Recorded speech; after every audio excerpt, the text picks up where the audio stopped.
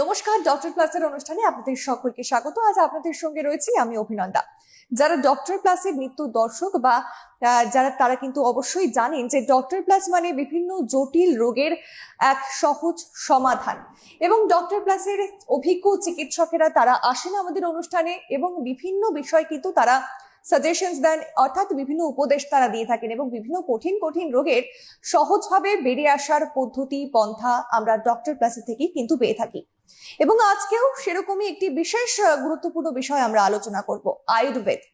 আয়ুর্বেদ নিয়ে আপনারা সকলেই জানেন যে ভারতীয় উপমহাদেশে খুব প্রাচীনতম শাস্ত্র এই আয়ুর্বেদ। অর্থাৎ বহু বছর আগে থেকে মুনি ঋষি যারা ছিলেন তারাই কিন্তু এই আয়ুর্বেদের সূচনা করে গেছেন এবং যা এখনো পর্যন্ত প্রচলিত, যা কিন্তু আজও চলছে একইভাবে সমান গুরুত্ব সহকারে। তো আজকে আমাদের টপিক খানিকটা এরকমই থাকছে যে ক্লাসিক্যাল আয়ুর্বেদ ট্রিটমেন্ট কি কি রয়েছে এখনকার দিনে আমরা সমস্তটাই জানবো। আজ আমাদের সঙ্গে যিনি গেস্ট রয়েছেন doctor Roudri Samanta, BA-MS department in PMMT। Doctor, আপনাকে অনেক অনেক স্বাগত। এবং প্রথমেই যে প্রশ্ন রাখবো, এই ক্লাসিক্যাল আয়ুর্বেদ ট্রিটমেন্ট এটা আসলে কি? ক্লাসিক্যাল আয়ুর্বেদ ট্রিটমেন্ট বলতে প্রাচীন ভারত থেকে আমাদের 5000 বছরেরও পুরনো, মানে 10,000 বছর প্রবাবলি। এখানে ঋগ্বেদের আমল থেকে, ঋগ্বেদ অথর্ববেদ এই সময় থেকে আমাদের আয়ুর্বেদ সিস্টেমটা চলে আসছে।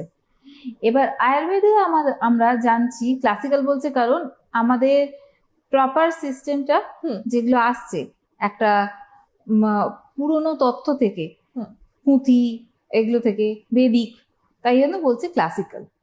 এবার আপনারা আয়ুর্বেদ যারা করছেন বা যারা জানেন, অনেকেই থাকে যারা সেটাকে মডিফাইড করে নেয়। এবং আয়ুর্বেদ কোনো মডিফিকেশন না, আয়ুর্বেদ হচ্ছে আমাদের মধ্যে অলরেডি রয়েছে। দৈনন্দিন জীবনযাপনে আমরা সকাল থেকে শুরু করে রাত অবধি আমরা আয়ুর্বেদেই বাঁচছি।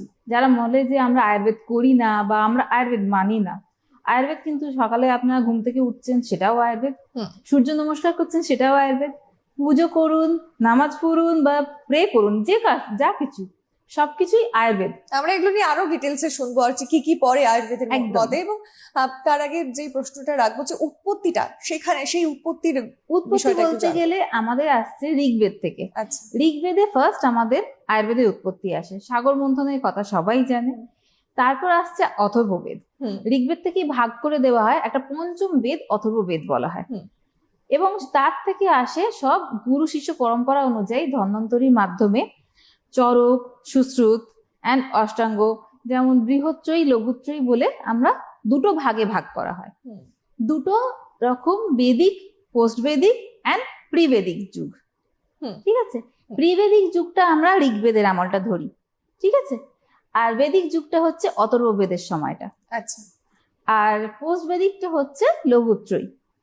এটার সম্বন্ধেও তোমরা জানবে যে চরক সুশ্রুত সম্বন্ধে সবাই জানে, অষ্টাঙ্গ এটা বৃহত্রয়ী আমলে। এর মধ্যে মেজর আমরা চিকিৎসা পদ্ধতিটা পাই আয়ুর্বেদের, যার বেসে আজও চলে আসছে। আর লঘুত্রয়ী হচ্ছে যখন আসছে আমাদের মানে ফরেন ইনভেশনস গুলো আসছে, মানে বাইরেকার যখন চিকিৎসা পদ্ধতিটা ঢুকছে, ডিফারেন্ট রোগ ঢুকছে, সেই জিনিসগুলো যখন আসছে, সেইগুলো আমাদের মধ্যে কি অন্যরকম পদ্ধতিতে রোগ হচ্ছে, ফিরঙ্গ রোগ যেটাকে বলে, নানান রকম স্কিন ডিজিজ যেগুলো আমাদের ভারতে ছিল না, সেগুলো হতে শুরু করে। তখন সেগুলোর বেসিসে যা চিকিৎসা পদ্ধতি সেগুলো হচ্ছে লঘুত্রয়ীতে আছে আমাদের। যার নির্ধারণ মানে রোগ নির্ণয় সেগুলো অন্য ধরনের ভাবে আমরা লিখে রেখেছেন মুনি ঋষিরা। তবে আমি এটা জানতে চাইবো এবারে যে কেন আমরা আয়ুর্বেদ ট্রিটমেন্টের শরণাপন্ন হব, আয়ুর্বেদ কেন আমাদের হওয়া উচিত? একদম, আয়ুর্বেদ ট্রিটমেন্ট দেখুন অনেক রকম ট্রিটমেন্ট পদ্ধতি আছে যেগুলো ফরেন কান্ট্রিজে আগেকার চলে আসতো, এবং যা ট্রিটমেন্ট প্রসিডিওর, সেই প্রসিডিওর অষ্টবিধ দশবিধ আমাদের আয়ুর্বেদে বলে। নাড়ি, মূত্র, মল, জিহ্বা, এই জিনিসগুলো পরীক্ষা অ্যাকচুয়ালি আয়ুর্বেদ শাস্ত্রেই বলে গেছে আমাদের। সেগুলো এখন কি বলছে যে আচ্ছা এই ব্লাড টেস্ট করে নেবো, এই এটা করে নেবো, সব টেস্ট অ্যান্ড ডায়াগনস্টিক ফিচার্সের উপর সবাই ভরসা করছে। কিন্তু ডাক্তারের যে অবজারভেশন, যে নাড়ি দেখে পরীক্ষা করা বা চোখ মুখ দেখে বা গন্ধ বিচার করে ডক্টর বিধান চন্দ্র যেগুলো করতেন অ্যাকচুয়ালি, মানে এগুলো আমাদের আয়ুর্বেদ শাস্ত্রেই কিন্তু মেনশন করা আছে। আচ্ছা। তো সেইগুলো বিচার করার ক্ষমতা আস্তে আস্তে চলে যাচ্ছে, কারণ গুরু পরম্পরা শিষ্য এগুলো চলেই যাচ্ছে।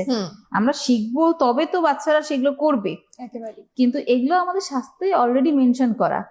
আর এই পদ্ধতিতে চললে, এইভাবে নির্ণয় হলে আমরা ডায়াগনস্টিকের ওপর একটু খরচাটা কমবে, একদম। পেশেন্টরা ভরসা করবে ডাক্তারের ওপর, সবসময় বলবে না যে এই টেস্ট করুন ওই টেস্ট করুন, অনেকের তো ক্যাপাসিটি বাইরে না।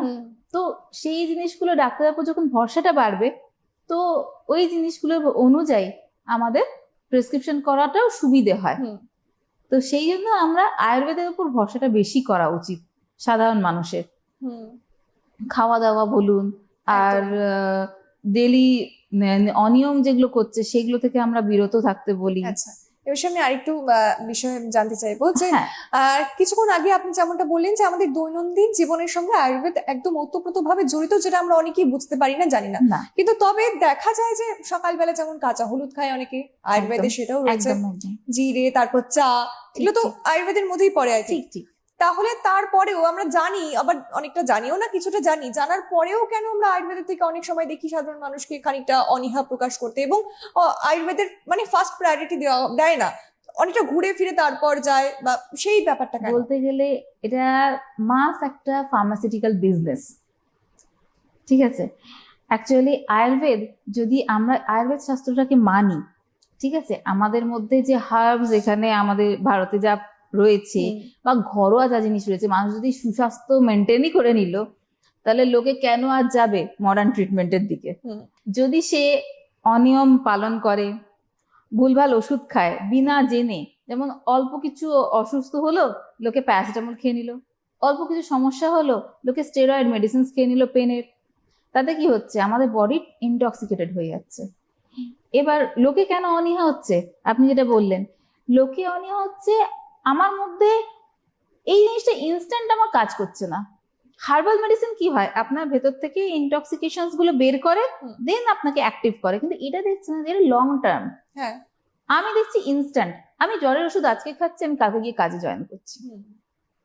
এর কি কাজ করছে? এর অ্যাটলিস্ট 24 আওয়ার্স টু 48 আওয়ার্স লাগবে, কারণ আপনি অলরেডি ওই ওষুধটা খেয়ে এসছেন ছোটবেলা থেকে, আপনার বডি ওটা নিয়ে নিয়েছে, হাই স্ট্রেংথের ওষুধ। এবার সেই জিনিসটাকে কাটিয়ে আপনার হার্বাল মেডিসিন কাজ করতে তো সময় তো লাগবে। মানে এরকম কোনো হার্বাল মেডিসিন নেই যেটা ইনস্ট্যান্ট কাজ করতে পারে? হ্যাঁ করে, কিন্তু বডি আমরা বয়স, ওজন এগুলো বিচার করে তো দিতে হয়। আচ্ছা, মানে কাজ করে কিন্তু সেটা নির্দিষ্ট কিছু বিচার করে। এবার একটা মানুষ ধরুন খুব বয়োজ্যেষ্ঠ, তাকে তো আমি খুব হাই ডোজে ওষুধ দিতে পারবো না, আমাদের আয়ুর্বেদে শাস্ত্রে পারমিশনই দেবে না যে বয়স এই 70 হয়ে গেছে তাকে আমি 40 বছরের মতো করে আমি দেব, তার বয়সের অনুযায়ী আমাকে দিতে হবে। প্রতিটা ভাগ রয়েছে ওষুধের। আরেকটি বিষয় জানতে চাইবো যে চরক সংহিতা, সুশ্রুত সংহিতা এবং অষ্টাঙ্গ হৃদয়, এই গ্রন্থগুলোর গুরুত্বটা একটু আয়ুর্বেদ মতে কি, এটা একটু জানার খুব ইচ্ছে। চরক, সুশ্রুত আর অষ্টাঙ্গ যারা বৃহৎচয়ী যারা লিখেই গেছেন, এই গুরুত্ব মানে আমাদের যুগ যুগ ধরে আছে এবং থাকবে। এছাড়া আমরা আয়ুর্বেদ মানে পঙ্গু বলতে গেলে। আয়ুর্বেদের শাস্ত্রের শুরুতেই চরক যেমন বলে গেছে, হিতাহিতম সুখং দুঃখং আয়স্তস্য হিতাহিতম মানঞ্চ তচ্চ ইয়াচ্চোক্তম আয়ুর্বেদস্য উচ্চতে। এটা আয়ুর্বেদের একটা শ্লোক, মানে আমরা এখানে বলছি যে খুশি থাকো, হিত অহিত আয়ু, মানে আমরা হিত কন্ডিশনটা বলছি, হিতকর প্লাস অহিতকর কন্ডিশনটাও বলছি, সেটা নিয়েই আয়ুর্বেদ। এই শুরুতেই যেখানে আমাদের শাস্ত্রের চরক সংহিতাতে আমাদের অগ্নিবেশ বলে গেছে, আত্মীয় পুনর্বসু বলে গেছে, এই জিনিসগুলো মেনটেন করলে, মানে আমরা হিতকর আয়ু রাখতে গেলে আমরা যে ডেলি রেজিমেন্টস গুলো মেনটেন করতে হয়। আমাদের এখানে 8টা ভাগ আছে আয়ুর্বেদে, যেটা বৃহৎচরিতে মেনশন করা আছে। কায়, বাল, গ্রহ, ঊর্ধ্বঙ্গ, শল্য, দংষ্টা, জরা, বিষাণ। আচ্ছা, এই 8টি ভাগের তাৎপর্যটা কি? তাৎপর্য যেটা এখন ডিফারেন্ট ডিপার্টমেন্ট হিসেবে সব হসপিটালে আপনারা পান। আচ্ছা, যেমন কায়, সেটা হচ্ছে মেডিসিন ডিপার্টমেন্ট। এটা ছাড়া লোকেরা কোনো মতেই চলতে পারে না, যে কোনো ক্ষেত্রে মেডিসিন ফার্স্ট, প্রিলিমিনারি, ওই জন্য ফার্স্ট রেখেছে কায়। বালো, দ্যাট ইজ পেডিয়াট্রিক্স ডিপার্টমেন্ট। আচ্ছা, ঠিক আছে। গ্রহ, মাইক্রো অর্গানিজম এবং আপনার যে টেস্ট এগুলো করছেন, এবং মাইক্রো ফাঙ্গাল ডিজিজ এই জিনিসগুলো, ছোট মাইনিউট ডিজিজ যেগুলো হয় সেইগুলো হচ্ছে আপনার গ্রহ রোগ। আচ্ছা কায়োবালো গ্রহ ঊর্ধ্বঙ্গ, ঊর্ধ্বঙ্গ মিনস হচ্ছে আপার এক্সট্রিমিটিজে আপনার যা যা ডিজিজ হচ্ছে, আচ্ছা head, I, chest, respiratory tract, এই সব কিছু এর আলাদা যেমন ডিপার্টমেন্ট আছে, তখন আয়ুর্বেদে অলরেডি করা ছিল। ও জরা, জরা হচ্ছে জেরিয়াট্রিক, আচ্ছা ওল্ড এজে যা যা ডিজিজ হচ্ছে সেই নিয়ে একটা ডিপার্টমেন্ট। আচ্ছা বৃষণ, বৃষণ মিনস হচ্ছে বৃষ, আপনি যা যা মানে রেজুভিনেশন থিওরি, যেমন আমরা বলি রসায়ন খাও খাও, চ্যবনপ্রাশ খাও, এগুলো অলরেডি উনি বলে গেছেন লাস্ট স্টেজ, একদম লাস্টে গিয়ে আপনি রসায়ন থেরাপি করবে। দংস্ট্রা যেটা বলে গেছে, that is bite, any kind of animal bite, আচ্ছা আচ্ছা এনি কাইন্ড অফ ইনজুরি, আপনার সে এনি মানে সেই সাপের বিষ হোক, যে কোনো অন্যান্য বিষ হোক, সেগুলো নিয়ে দংস্ট্রা। ঊর্ধ্বঙ্গ জ্বর। তারপর আপনাদের রয়েছে মেডিসিন মেকিং, এর ডিপার্টমেন্ট আলাদা আছে, রসায়ন, এগুলো আলাদা আলাদা ডিপার্টমেন্ট আমাদের আয়ুর্বেদে অলরেডি বলে দিয়ে গেছে। মানে এই যে 8টা বিদেশি ডিপার্টমেন্ট মতে যে চিকিৎসা পদ্ধতি এখন চলছে সেগুলো তার এখান থেকেই আগেই নেওয়া। মানে আয়ুর্বেদ বলা মতে আছে। সেগুলো আগেই প্রতিটা ভাগ ভাগ একদম, করে বলা আছে, একদমই, একদমই। সমস্ত কিছু আলাদা করে সব। চিকিৎসার পদ্ধতি হ্যাঁ, হ্যাঁ, থেকে মেডিসিন পদ্ধতিও সব বলা আছে, রয়েছে। আর ডিপার্টমেন্টও আলাদা করা আছে। 8 আচ্ছা, ডিপার্টমেন্ট আলাদা করা আছে, তার আবার সাব ডিপার্টমেন্ট করা আছে, আচ্ছা আচ্ছা এইরকম তাহলে মানে ছোট থেকে ছোট সমস্যা সেগুলো আগে থেকেই সবকিছু। সমস্ত কিছু আয়ুর্বেদে তৈরি। নো অ্যান্সার নেই, এমন কোনো ডিজিজ নেই। আচ্ছা আচ্ছা এবং ওটাই জানতে চাইবো যে আজকের দিনে এই যে আয়ুর্বেদ সাধারণ মানুষের ক্ষেত্রে কতটা প্রাসঙ্গিক। সাধারণ মানুষ অ্যাকচুয়ালি বলতে গেলে যখন জিনিসটা প্রবলেম হয়ে যায়, মানে পুরো ঘেটে, মানে ফার্স্টেই তো তার প্রিলিমিনারি আসে যে তুই আয়ুর্বেদে যাস না, তুই আগেই চলে যা ওখানে গিয়ে টেস্ট ফেস্ট করা, আয়ুর্বেদে ভরসা করিস না, আয়ুর্বেদে সারবি না, আচ্ছা ঠিক আছে। এবার আয়ুর্বেদের চেয়ে আর তারা আগেই চলে যায় মডার্ন অ্যাসপেক্টসে, ঠিক আছে।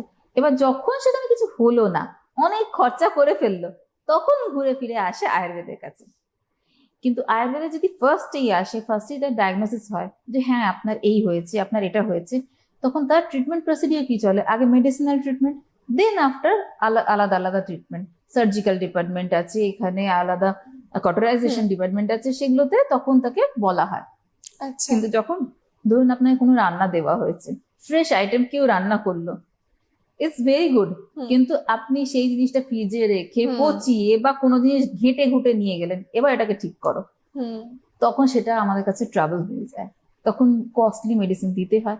আর লোকেদের ওইটাই ধারণা হয়ে যায় যে আয়ুর্বেদ মানে কস্টলি মেডিসিন। আচ্ছা কিন্তু অনেক হালকা ওষুধের ওপরও নির্মূল হয় যদি শুরুতেই শুরুতেই যাওয়া যদি যায়। আসে।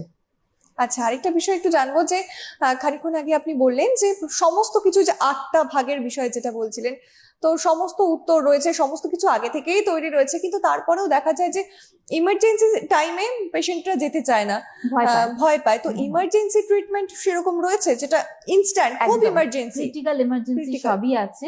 বললাম না মাঝখানে এই ফরেন ইনভেশনের জন্য এটা ল্যাপস হয়ে গেছিল, মানে ওরা চায়নি যে এরা ভালো থাকুক। যদি আপনার স্ট্রেংথ ভালো থাকে, ইনার বিল্ড ভালো থাকে, তো আপনাকে কখনো কেউ জয় করতে পারবে না। ঠিক সেরকমই এমার্জেন্সি আমাদের ক্রিটিক্যাল মেডিসিন খুব ভালো রয়েছে, যে কোনো এই যে বিদ্ধকর্ম বললাম, অগ্নিকর্ম আছে আমাদের, ঠিক আছে। দিস ইজ কটারাইজেশন অ্যান্ড শল্যকর্ম, যেটা এমার্জেন্সির জন্য লোকেরা যাচ্ছে ওটি করতে, এখানেই রয়েছে আমাদের ওটি। এখানে সবকিছু জিনিস আছে, hernia treatment, open abdomen treatment, any kind of pregnancy treatment, pregnancy critical treatment, সবকিছুই আছে। কিন্তু চর্চা হয় না কেন? কারণ আমাদের গুরু অনুযায়ী আমাদের ডিস্ট্রিবিউশনটা সেখানটা বন্ধ হয়ে যাচ্ছে। এবং ডাক্তাররা নিজে যারা চিকিৎসক অনেকে ভরসা করতে পারে না শাস্ত্রের উপর, কারণ তার প্র্যাকটিক্যাল জিনিসটা দেখেনি। এবার এই জিনিসটা এখনো মহারাষ্ট্র, গুজরাট এসব জায়গাতে চলছে ক্রিটিক্যাল ট্রিটমেন্ট গুলো। আচ্ছা আরেকটা বিষয় একটু জানতে চাইবো যে এই যে আয়ুর্বেদ চিকিৎসার ক্ষেত্রে অনেক সব রকম চিকিৎসাই রয়েছে, সেখানে চ্যালেঞ্জিং কোনো সিচুয়েশন কি হয়েছে ইমার্জেন্সি টাইমে? হ্যাঁ মানে কি চ্যালেঞ্জিং, মানে চিকিৎসার ক্ষেত্রে কোনো চ্যালেঞ্জিং মোমেন্ট? হ্যাঁ চ্যালেঞ্জিং মোমেন্ট আসে, যেমন ক্রিটিক্যাল মানে সেরিব্রাল কন্ডিশন বা কার্ডিয়াক অ্যারেস্ট কন্ডিশন, এমন এমন সময় এলো তার হয়তো কন্ডিশনই নেই যে হসপিটালে নিয়ে যাওয়ার মতো, সেরকম কেস আমার দেখা আছে যে সারে, খুব আচ্ছা। সুন্দর সারে, আচ্ছা মেডিসিনের সারে, হ্যাঁ একটু বেয়ার করতে হয়।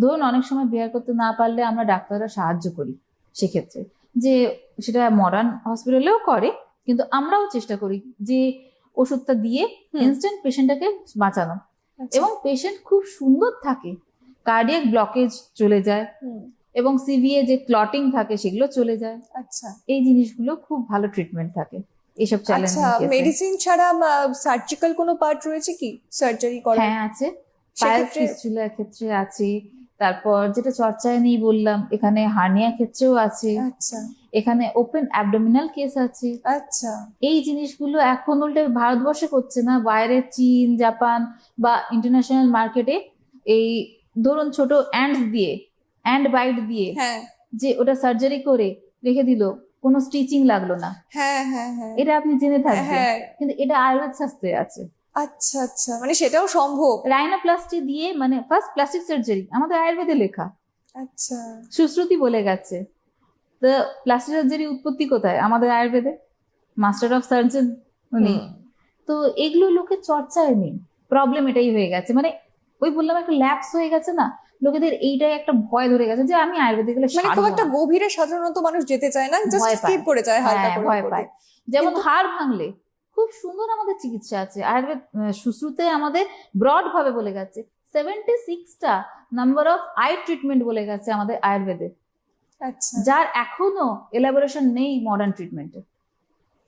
তবে যারা জানে, যারা আয়ুর্বেদ মানে। মানে তারা কিন্তু কখনোই বিমুখ হবে না যাবে আয়ুর্বেদ না। থেকে। আচ্ছা, আরেকটা গুরুত্বপূর্ণ সমস্যা, খুব গুরুতর সমস্যা এখনকার দিনে দেখা যায় যে গর্ভধারণের ক্ষেত্রে মহিলাদের অনেকটা সমস্যা সমস্যা ফেস হয়। করতে হয়। আয়ুর্বেদের কাছে তার কি উত্তর আছে? আমরা ফার্স্টেই গর্ভধারণের ক্ষেত্রে মহিলাদের আমরা ডেলি মানে মেনস্ট্রুয়াল সাইকেল যেটা আছে সেটাকে আগে ঠিক করাই। মানে গর্ভধারণের আগে যে Exactly. প্রিপারেশন নিচ্ছে। এক্স্যাক্টলি, ওকে আমরা আয়ুর্বেদ সবসময় বলে যে প্ল্যান্ড বেবি নিতে, ওকে তাহলে বেটার ফর দ্য নেশন। আচ্ছা, সেই প্ল্যানের মধ্যে কি কি থাকতে পারে, মানে Plan-এর ডায়েট বা কিছু? নট অনলি ফর ফিমেল, প্ল্যানের মধ্যে থাকবে বাবারও। ওকে বলা হয় স্পার্ম যদি প্রপার কন্ডিশনে না থাকে হুম। কখনোই একটা বেবি ভালো হতে পারে না। আচ্ছা, তাহলে বাবার শারীরিক সুস্থতাটা অতটাই একদম জরুরি। একদম, শুধু পাশাপাশি- মায়ের উপর ডিপেন্ড না। আচ্ছা যেমন মেল ফিমেলও ডিপেন্ড করে, সবটাই বাবার ওপরই ডিপেন্ড করে, কিন্তু তবুও মেয়েদের ওপর লোকেরা ক্লেম হুম। করে।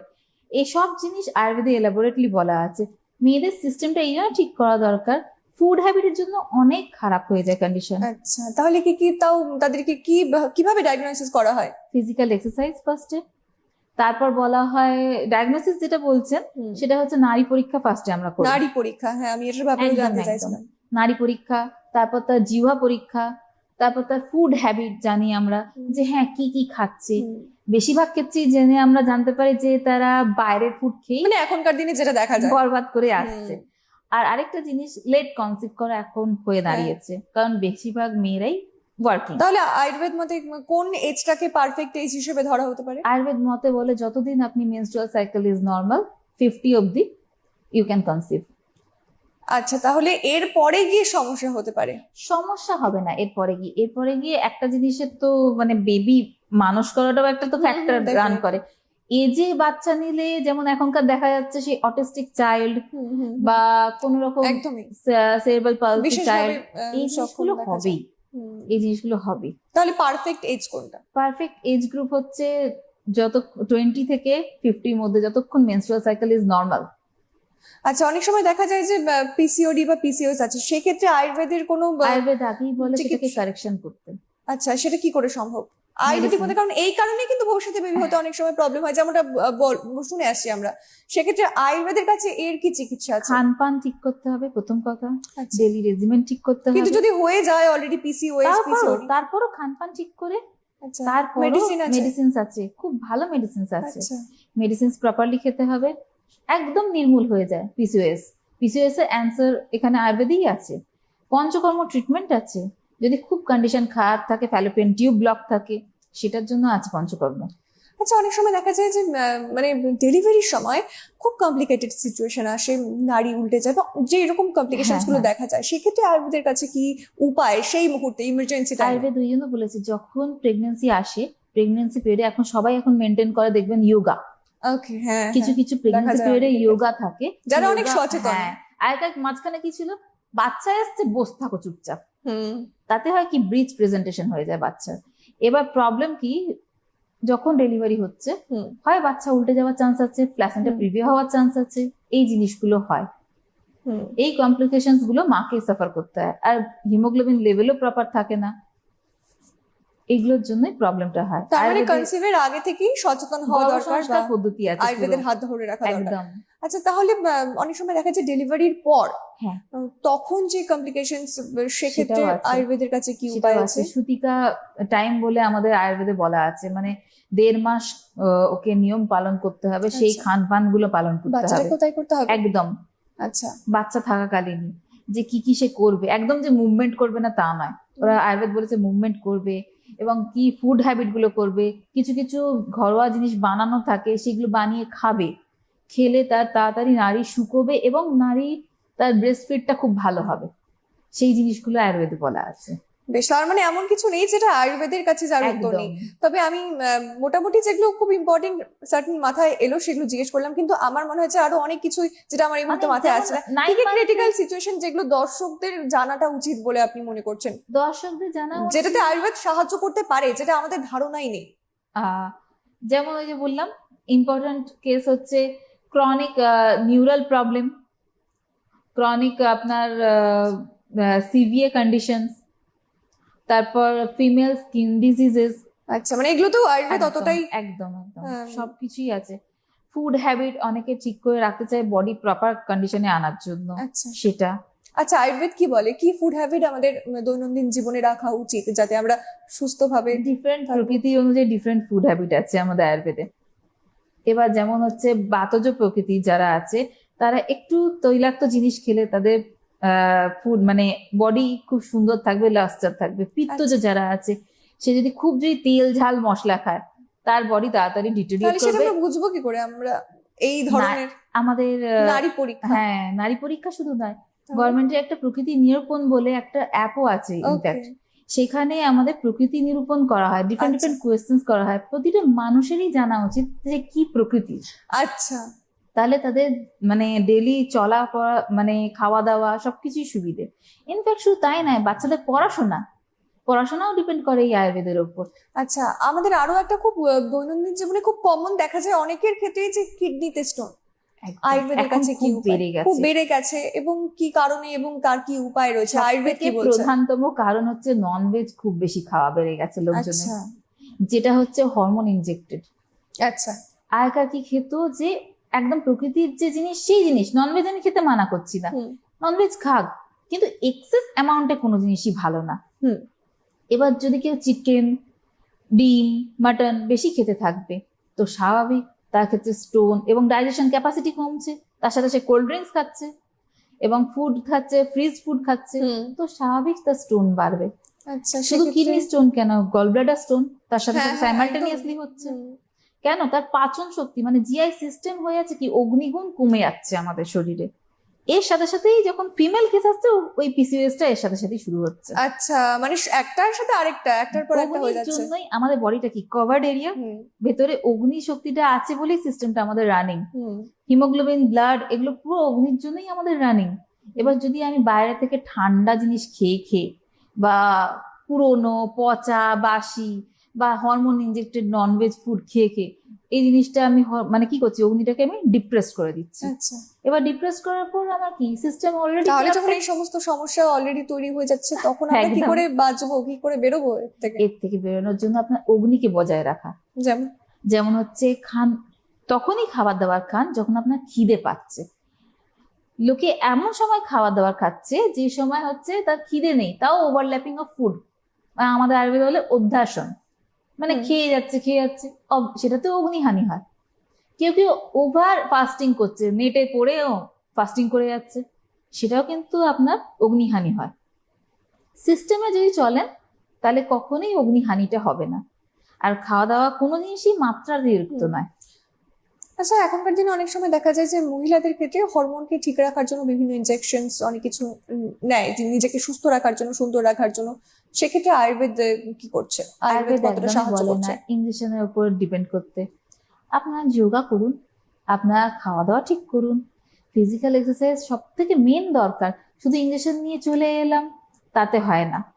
আপনারা খাওয়া দাওয়ার সাথে সাথে যোগা, তারপর যেসব হার্বাল প্রোডাক্টস আছে সেই জিনিসগুলো ব্যবহার করতে পারেন, যার জন্য স্কিন অলরেডি রেজুভিনেটেড থাকবে। চ্যবনপ্রাশ যে আপনার সব থেকে জিনিস রেজুভিনেশন, চ্যবনপ্রাশে আপনার ডিফারেন্ট ক্যাটাগরি আছে। মানে আয়ুর্বেদের এই বিষয়গুলো ব্যবহার করলে পরে একদম খুব সুন্দর লাস্টার তাহলে এই সমস্ত কিছু করতে হবে না। না, কেন আমি ইঞ্জেকশন নিতে যাবো শুধু জিনিসগুলো? হ্যাঁ, কিছু কিছু এমার্জেন্সি ইঞ্জেকশন যেগুলো নিচ্ছেন তারও আয়ুর্বেদের প্রতিকার আছে। আচ্ছা, সেই জিনিসগুলো কিন্তু এখনো চর্চায় রয়েছে, এখনো কিছু গ্রামে গঞ্জে চলছে, বেঙ্গলেও চলছে, আউট অফ বেঙ্গলেও চলে। আচ্ছা, একটা বিষয় হয়তো স্কিপ করে গেলাম, সেটা একটু শর্টই জানতে চাইবো, যে পঞ্চকর্ম বিষয়টা। পঞ্চকর্মে, হ্যাঁ, সেটার ব্যাপারে একটু জানবো। পঞ্চকর্মে আমরা প্রথমেই রাখি শোধন। আচ্ছা, ঠিক আছে, মানে আমাদের যে ডিজিজ থাকে, ডিজিজ ছাড়াও মানুষ আসতে পারে ডিটক্সিফিকেশনের জন্য। বডি এই মাত্র জিজ্ঞেস করলেন না যে কিভাবে ভালো থাকবে মানুষের, একদম ডিটক্সিফিকেশনের জন্য। কেউ বডি যেমন সার্ভিসিং, কার সার্ভিসিং এর মতো। তো শোধন করতে যাবে যখন, তখন হচ্ছে অয়েলের শোধন। ঠিক আছে, অয়েল ম্যাসাজ। আবার সবার জন্য অয়েল ম্যাসাজ নয়, যদি মোটা মানুষ থাকে তার জন্য উদ্বর্তন আছে, যেটা পাউডার মেডিসিন দিয়ে তাকে মাসাজ করতে হয়। মাসাজের ডিফারেন্ট ডিফারেন্ট টাইপ আছে, ওপর থেকে নিচ, নিচ থেকে ওপর, এই ধরনের সোজা মানে শোধনটা করা হয়। তাতে হয় আমাদের স্রোত, মানে ডিফারেন্ট এই যে নার্ভাস সিস্টেমে যেগুলো ছড়িয়ে রয়েছে সেগুলো একটা মেন স্ট্রিমে আনা হয়। ফুডের মাধ্যমে আর মেডিসিনের মাধ্যমে আমাদের এগুলো মেন স্ট্রিমে এনে অগ্নিবৃদ্ধি করা হয়, দিয়ে তারপর বমন, বস্তি এগুলো দিয়ে লাস্টে একদম যদি সে নিতে পারে, দিয়ে তারপর পুরো মানে এটা কি ট্রিটমেন্ট টাইপ হিসেবেই ধরা যেতে পারে? পুরো ট্রিটমেন্ট বলতে আচ্ছা, পারেন। পুরোই ট্রিটমেন্ট, পুরোটাই। আচ্ছা, আমি জাস্ট একদম, যেহেতু সময় কম, দর্শকদের উদ্দেশ্যে আমি কিছু অ্যাডভাইস চাইবো, যে আয়ুর্বেদকে কেন আমরা ভালোবাসবো, আয়ুর্বেদের কেন শরণাপন্ন হব, সেই বিষয়ে যদি একটু কিছু বলুন। আয়ুর্বেদকে ভালোবাসবেন আপনারা পুরোপুরি ভাবে সুস্থ থাকতে।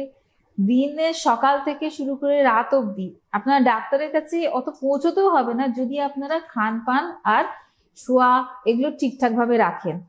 যত আপনারা বাইরের ফুড, ফাস্ট ফুড এগুলো খাবেন, তত আপনাদের ভেতরে অগ্নিহানি হবে, যেটা আগেই বলেছি। আর তত বেশি আপনাদের ওষুধের শরণাপন্ন হতে হবে। আর যে কোনো ওষুধের পরামর্শ নিতে যাওয়ার আগে, মানে নিজে থেকে ওষুধ নেওয়ার আগে আপনারা ডাক্তারের পরামর্শ নিয়ে ওষুধ খান। নিয়ে থেকে ওষুধ নিয়ে নিলে বডি আপনার চলতে ফিরতে মানে ওষুধের ডাব্বা হয়ে যাচ্ছে, তখন আমাদের প্রবলেম হয়। সেগুলো ডিটক্সিফিকেশন করে তারপর কোনো ওষুধ প্রয়োগ করা। তাই জন্য আগেই আপনারা প্রপার ডেইলি রেজিমেন মেনটেন করুন, ঋতু অনুযায়ী, সময় অনুযায়ী, ঘরোয়া খাবার থেকে শুরু করে এগুলো। একদমই। আশা করি আজকের এপিসোড থেকে আপনারা এই বিষয়টি পরিষ্কার হয়ে গেল প্রত্যেকের কাছে, যে আমরা শুরুতেই আয়ুর্বেদ চিকিৎসা নিতে চাই না, অনেকেরই সেই অনীহা রয়েছে, এবং আমরা ভাবি যে ইমার্জেন্সি টাইমে আয়ুর্বেদ কি আমাদের সেই সাহায্য করতে পারবে, কিন্তু অ্যাকচুয়ালি পারে, এবং কেন পারে আশা করি পুরো এপিসোডটা দেখলে আপনারা এতক্ষণে বুঝে গেছে। আজকের মতো এই পর্যন্তই। ধন্যবাদ সকলকে, ধন্যবাদ ডক্টর আপনাকেও। Thank you.